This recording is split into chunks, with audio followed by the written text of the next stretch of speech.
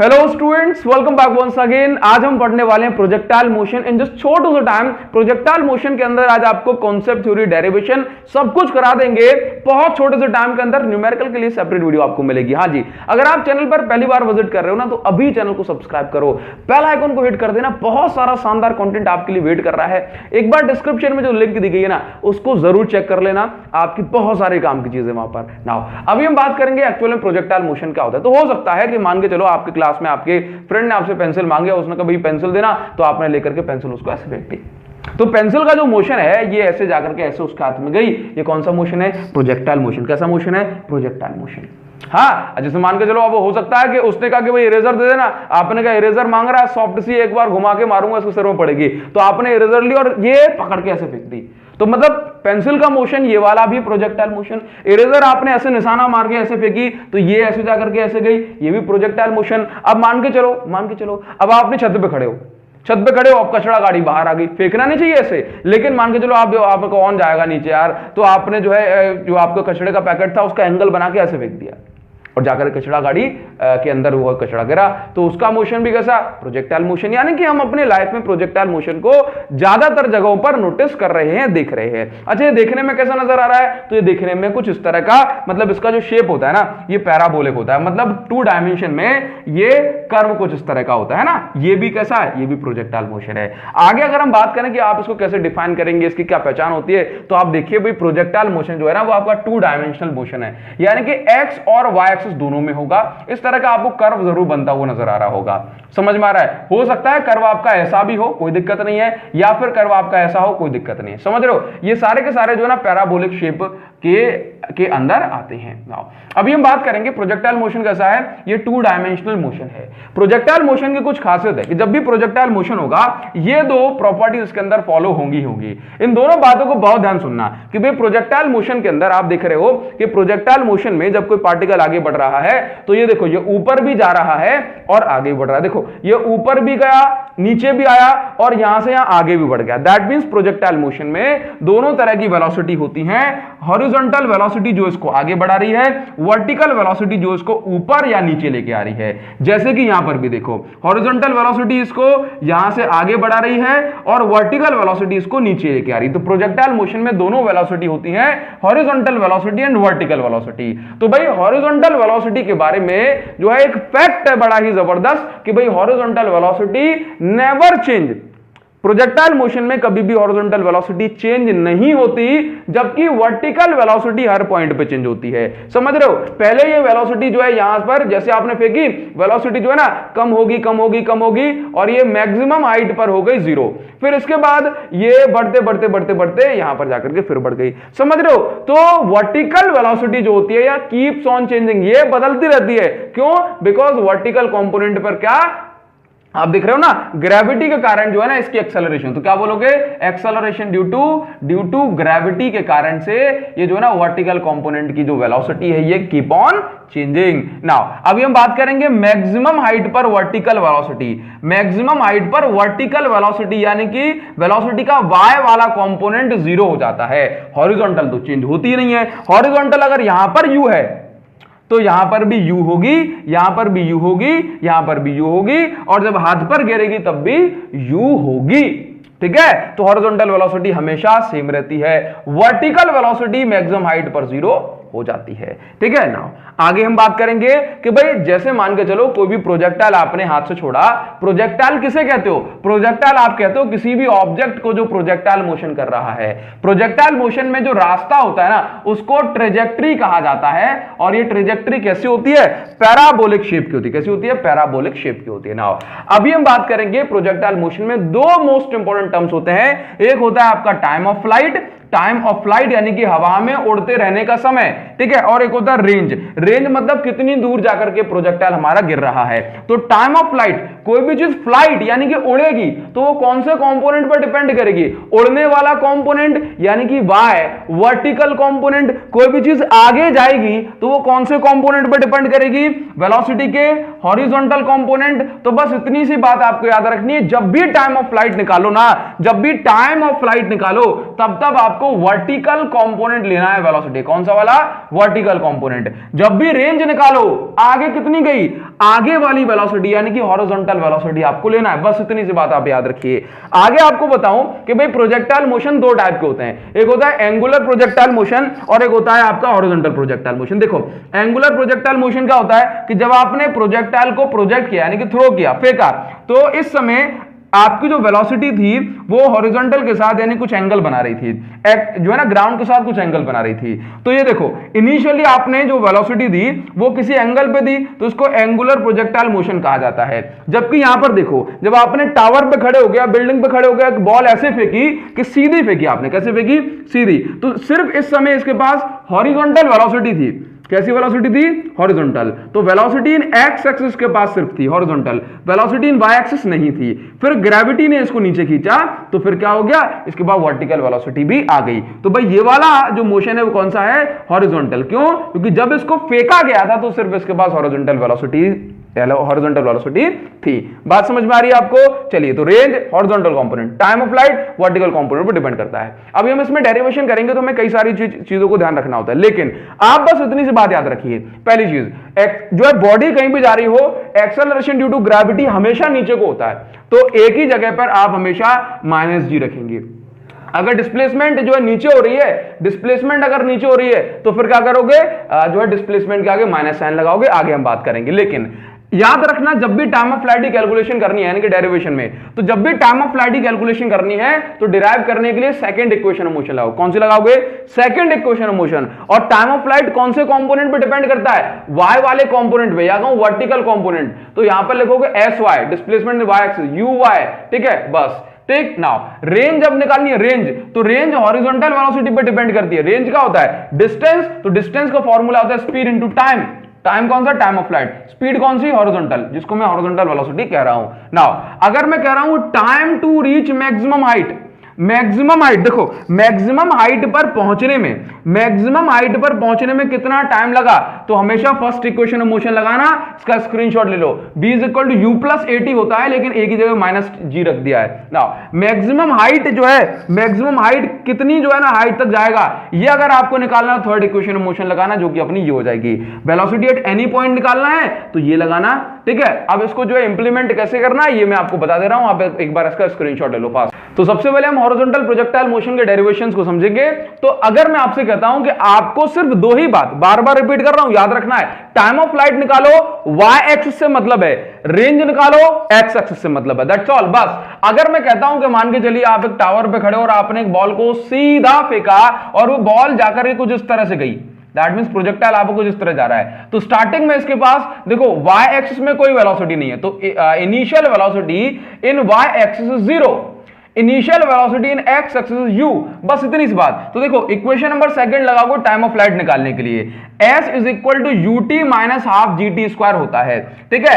अब आप time of flight निकाल रहे हो तो डिस्टेंस इन y एक्सिस या कहूं displacement in y axis, initial velocity in y axis -½ gt²। देखना अभी बॉल जो है ना यहां पर है, लेकिन अगर आप y एक्सिस में देखो तो कितनी नीचे आ गई, ये 20 मीटर पे थी, अब ग्राउंड पे आ गई, यहां पहुंची है लेकिन y एक्सिस में कहां आ गई, ग्राउंड पे। तो डिस्प्लेसमेंट कितनी हुई, बोला 20 मीटर, यानी कि h हाइट का टावर है तो h, लेकिन बॉल पहले ऊपर थी अब नीचे आ गई तो ये -h लगाया, ठीक है। इसी तरह से ये initial velocity in y axis कितनी थी, initially velocity in y axis 0 थी तो यहां पे 0 रखा, -½ gt², ठीक है। अब ये क्या हो जाएगा, -h = -½ gt², ये माइनस से ये माइनस कैंसिल हो जाएगा, तो आप देखोगे t की जो वैल्यू आ जाएगी वो आ जाएगी √2h/g, तो ये आ गया आपका time of flight. Time of flight क्या आ गया, √2h/g। नाउ बात करेंगे रेंज, ये प्रोजेक्टाइल हॉरिजॉन्टल डिस्टेंस कितनी कवर कर गया, तो रेंज का फॉर्मूला होता है horizontal velocity into time of flight. क्या होता है, horizontal velocity into time of flight. Horizontal velocity initially कितनी थी, या कहूंगा पूरे मोशन में कितनी है, u, तो आपने लिखा u into time of flight कितना निकाल दिया, √2h/g, एज इट इज रख दिया। तो रेंज का फॉर्मूला क्या बन गया, u इनटू √2h/g। आगे बढ़ेंगे, तीसरी चीज जो हमें कैलकुलेट करनी थी most important, velocity at any point. Actual में क्या होता है ना कि मान लो यहां पर तो सिर्फ इनिशियल वेलोसिटी, यहां पर तो सिर्फ हॉरिजॉन्टल वेलोसिटी है, वर्टिकल वेलोसिटी है नहीं, लेकिन अगर आप किसी भी पॉइंट को पकड़ लो, इस पॉइंट पर प्रोजेक्टाइल आगे भी बढ़ रहा है और नीचे भी जा रहा है, तो इस पॉइंट पर जो है ना एक्स एक्सिस में भी वेलोसिटी है और वाई एक्सिस में भी वेलोसिटी है, तो हमें इसकी जो रिजल्टेंट वेलोसिटी है वो कैलकुलेट करनी है। Let's say this resultant velocity is making angle beta. कितना एंगल बना रही है? ये बीटा एंगल बना रही है, ठीक है। तो हमें क्या करना है, हमें इस पॉइंट पे निकालना है रिजल्टेंट वेलोसिटी, जिसको हम नाम दे दिया v। तो v को कैलकुलेट करने के लिए अगर आप यहां पर ट्राइंगल बना दो तो v को कैलकुलेट करने के लिए आपको पीजीटी लगानी है। क्या लगानी है? Pythagoras theorem. मान के चलो ये bx है और ये देखो अगर ये वाला कंपोनेंट vy है तो ये वाला कंपोनेंट भी vy हो जाएगा, ठीक है। तो आप इस ट्राइंगल में पाइथागोरस थ्योरम लगाओगे तो आपको मिलेगा कि भाई ये v है ना, v इज इक्वल टू क्या होगा, root vx square plus vy square. किसी भी पॉइंट पर अगर आपको रिजल्टेंट वेलोसिटी निकालनी है या फिर कहा जाए velocity just before hitting the ground, तो v is equal to vx square plus vy square लगाओ। अब vx जो है ना, इनिशियल वेलोसिटी जो थी वही जो है ना, ये क्या है, bx क्या है, वेलोसिटी इन x एक्सिस। तो भाई x एक्सिस की वेलोसिटी तो कभी बदलती नहीं है, स्टार्टिंग में u बाद में भी u, लेकिन y एक्सिस की वेलोसिटी तो बदल रही है ना, यहां पे 0 थी लेकिन यहां पर आते आते नीचे आ रही है, तो y एक्सिस में वेलोसिटी है, तो vy इज इक्वल टू हमें निकालना है। तो vy कैसे निकालोगे, वही formula v is equal to u plus A T, v is equal to u plus A T. एक ही जगह पे क्या पुट करना होता है, माइनस g, तो v इज इक्वल टू क्या बन गया, v is equal to u minus ji T. y axis के लिए निकाल रहे हो तो initial velocity in y axis देखो जरा कितनी थी, 0, तो आपने इसकी जगह 0 पुट किया तो आंसर क्या है, by is equal to minus ji T. अब आप इन दोनों वैल्यूज को, किन दोनों को, अब आप इन दोनों वैल्यूज को ये वाली इक्वेशन में पुट कर दो। तो जब आप इन दोनों वैल्यूज को ये वाली इक्वेशन में पुट करोगे तो आंसर आपको ये मिलेगा। तो ये कौन सी वेलोसिटी हो गई, resultant velocity at any point in the horizontal projectile motion. समझ में आया? नाउ अब आपको अगर ये देखना है कि ये जो वेलोसिटी आपने निकाली है रिजल्टेंट, इसकी डायरेक्शन क्या है, यानी कि बीटा। कभी भी डायरेक्शन निकालो तो टेन बीटा, 10 इंटू थीटा निकाल दो, 10 बीटा 10 अल्फा, इस तरह से, ठीक है। तो 10 का फॉर्मूला क्या होता है, परपेंडिकुलर अपॉन बेस। यहां देखो परपेंडिकुलर कौन है, ये देखो परपेंडिकुलर y एक्सिस वाली है, तो vy अपॉन vx, ठीक है। vy कितनी निकाल दी, gt, अगर आप ओनली मैग्नीट्यूड ले रहे हो तो gt अपॉन u, तो बीटा इज इक्वल टू हो जाएगा 10 इनवर्स gt बाय u। तो ये आपका हॉरिजॉन्टल प्रोजेक्टाइल मोशन के कंप्लीट डेरिवेशन वाला पार्ट हुआ। अब आते हैं एंगुलर प्रोजेक्टाइल मोशन पर। आई होप ये क्लियर हो रहा होगा, screenshot. So now we come to the another point, that is angular projectile motion। तो angular projectile motion में क्या होता है कि हमने इस प्रोजेक्टाइल को या बॉल को एंगल थीटा के साथ प्रोजेक्ट किया और ये थीटा जो बन रहा है वो ग्राउंड के साथ बन रहा है, क्लियर है। तो अगर ये वेलोसिटी u है तो इस वेलोसिटी के दो कंपोनेंट होंगे, एक कंपोनेंट जो उसको इस साइड लेके आएगा उसको हमने बनाया u cos थीटा, और एक कंपोनेंट जो उसका जो मोशन है वर्टिकल डायरेक्शन कराएगा, that is u sin theta, clear है। नाउ टाइम ऑफ फ्लाइट सिर्फ डिपेंड करेगा आपके वर्टिकल कंपोनेंट पे। तो टाइम ऑफ फ्लाइट का फॉर्मूला क्या, s is equal to ut minus half gt square, y क्या दिखा रहा है, वर्टिकल कंपोनेंट। तो अब जरा ध्यान से देखो, बॉल जो है ना आपकी यहां से ग्राउंड से आई और वापस ग्राउंड पे चली गई, ग्राउंड से आई और वापस ग्राउंड पर ही चली गई, तो डिस्प्लेसमेंट कितना हुआ, y एक्सिस में 0। अच्छा uy, initial velocity in y axis कितना है, u sin थीटा, t जो है लिखा हुआ है फॉर्मूले का ut minus half gt square होता है ना, half gt square as it is, half gt square minus का इसको इस साइड भेजा प्लस का हो गया, t से t कैंसिल हो गया, तो एक t यहां पे बच रहा था, t स्क्वायर था ना, तो ये है आपका टाइम ऑफ फ्लाइट। तो ये कितना आ गया, 2u sin theta bye g। That mean जब आप किसी बॉल को इतने एंगल से जो फेंकोगे तो टाइम ऑफ फ्लाइट निकालने के लिए आपको ये फॉर्मूला यहां पर पुट करना पड़ेगा, इसमें वैल्यूज रखिए ना। अभी हम निकालेंगे रेंज। रेंज एक्चुअल में क्या है कि भाई कितनी हॉरिजॉन्टल डिस्टेंस, तो इसका फॉर्मूला है horizontal velocity into time of flight. अब देखो हॉरिजॉन्टल वेलोसिटी का कौन सी है, u cos theta, u cos theta इसको इधर लेके आ रही है, तो हॉरिजॉन्टल वेलोसिटी के प्लेस पर लिखा u cos थीटा।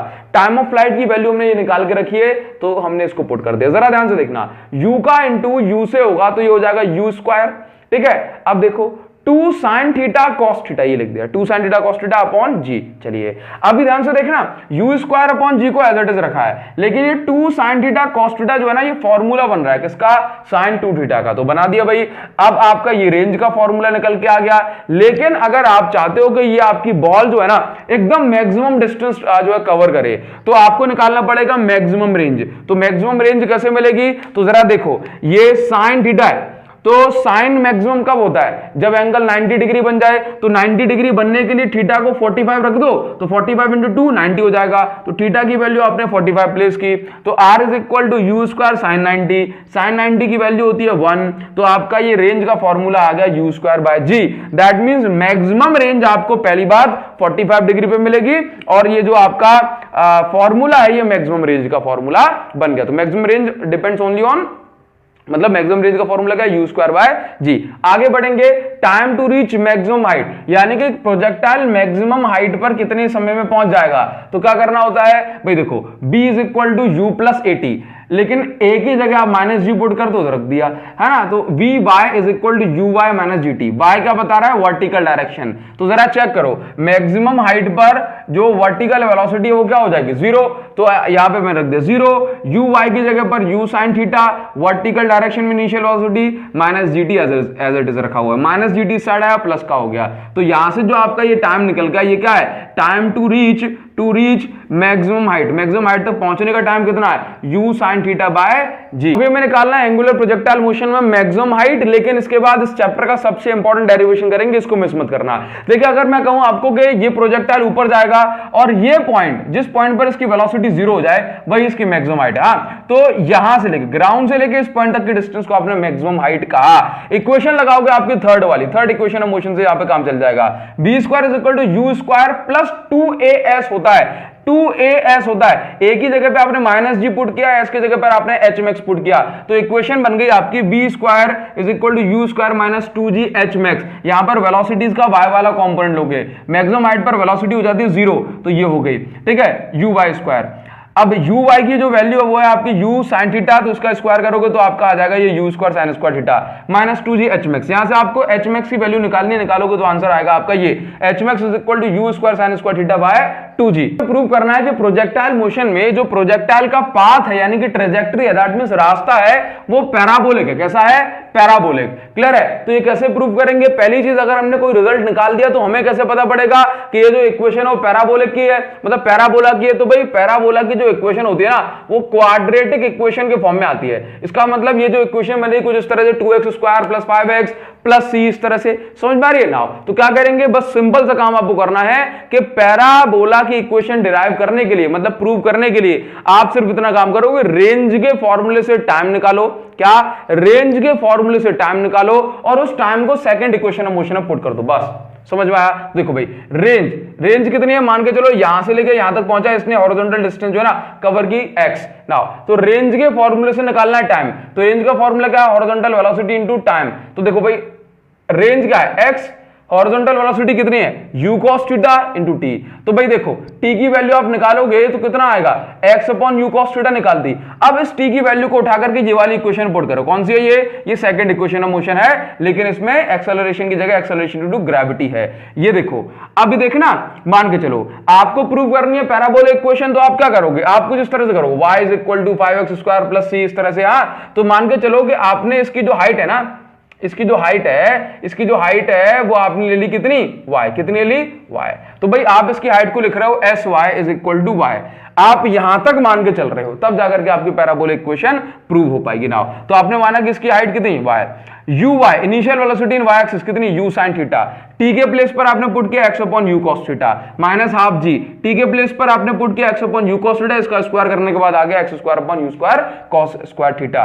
अब देखो u से u कैंसिल हो जाएगा, sin theta upon cos theta आ गया tan theta into x, tan theta into x आ गया minus half g, x square upon ये एज इट इज रखा, एक्स स्क्वायर को चलो मैंने इसको अलग कर दिया इनटू में। ना अभी देखना tan थीटा को हमने मान लिया a और इसको हमने मान लिया b, तो इक्वेशन क्या बन गई, y is equal to ax minus bx square. ये जो बन गई ना, ये है आपकी पैराबोला की इक्वेशन। ये जो फॉर्म बन रहा है ना क्वाड्रेटिक इक्वेशन का फॉर्म बन रहा है, इसको आप बोलते हैं पैराबोला की इक्वेशन। अच्छा जाते जाते आपको एक चीज और बता दूं कि अगर आप प्रोजेक्टाइल को फेंक रहे हो 30 डिग्री से, कितने से 30 डिग्री से, और बॉल जो है ना 10 मीटर पे जाके गिरी, और अगर आप प्रोजेक्टाइल को 60 डिग्री से फेंको, कितनी डिग्री से 60 डिग्री से, तब भी बॉल 10 मीटर पे जाए करेगी। याद रखना प्रोजेक्टाइल को अगर थीटा से फेंक रहे हो, कितने एंगल से, थीटा एंगल से ग्राउंड के साथ, या फिर 90 माइनस थीटा से फेंक रहे हो, ये जो है ना बॉल हमेशा सेम एंगल पर जाकर गिरेगी। ये बातें आपको याद रखनी है। तो इस वीडियो में सिर्फ इतना ही। अगर आपके लिए पॉसिबल है तो इस वीडियो को अपने फ्रेंड्स के साथ आप शेयर कर सकते हो।